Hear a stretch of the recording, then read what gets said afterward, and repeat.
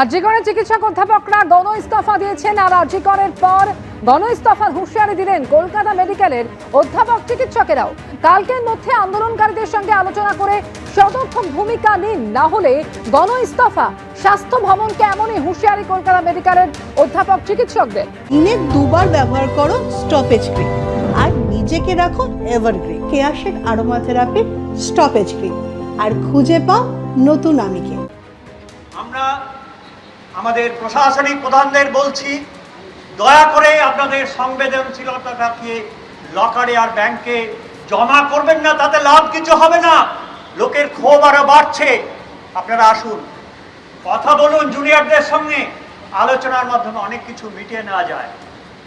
আপনারা সংবেদনশীলতার পরিচয় দিলে আমরা আমাদের রোগী পরিষেবার যে কাজ চালিয়ে যাব, তার কারণ এটা গণ আন্দোলন।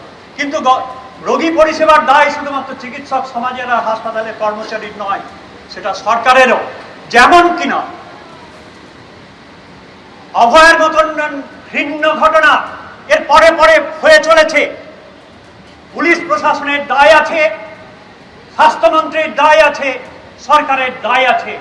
আপনারা সংবেদনশীলতার পরিচয় দিন, আগামীকালের মধ্যে তাদেরকে ডাকুন, আলোচনার টেবিলে বসে অনেক কিছু সমাধান করা যায়। না হলে পরে আমাদের পূর্ণ সমর্থন যে জুনিয়র ডাক্তারদের আছে, প্রয়োজনে আমরা গণ ইস্তফা দেব আগামীকাল থেকে। এদিকে ধর্মতলা চিকিৎসকদের অনশন চলছে, তাদের সঙ্গে প্রতীকী অনশনে সামিল হয়েছেন অন্যান্য চিকিৎসকেরাও। আর যেখানে পুলিশের বিরুদ্ধে একের পর এক বাধা দেওয়ার অভিযোগ, চৌকির পর এবার জলের গাড়ি আসতেও বাধা দিয়েছে পুলিশ, এমনই অভিযোগ উঠছে। ধর্ণা মঞ্চে আসার আগে জলের গাড়ি আটকানোর অভিযোগ তুলছেন জুনিয়র চিকিৎসকেরা। ধর্মতলায় পুলিশকে ঘিরে বিক্ষোভ দেখান তারা। দীর্ঘ বচসার পর অবশেষে জলের গাড়ি ছাড়ে পুলিশ।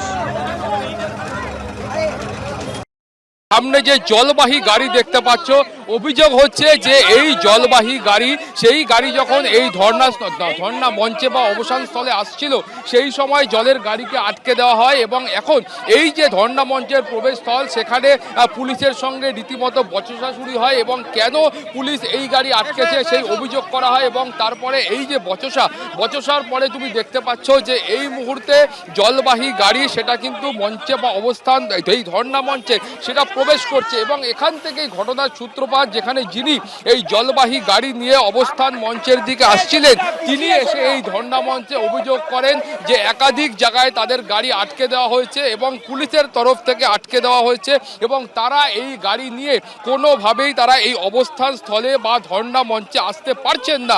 এবং তারপরেই এখান থেকে যারা আন্দোলনকারীদের একাংশ এবং তার পাশাপাশি যারা নাগরিক সমাজের বিভিন্ন মানুষ প্রতিনিধি এখানে উপস্থিত হয়েছেন এই অবস্থানের প্রতি সহমর্মিতা জানাবার জন্য বা তাদের যে অবস্থান রয়েছে সেই অবস্থান স্পষ্ট করবার জন্য, তারাও কিন্তু এখান থেকে বেশ কিছুটা দূরে যান, প্রায় 300 মিটার দূরে যান এবং এখানে যে আউটপোস্ট রয়েছে ট্রাফিক গার্ড হেডকোয়ার্টার আছে ডেকার্স লেনের সামনে, সেখান থেকে তারা এই গাড়ি নিয়ে আসেন।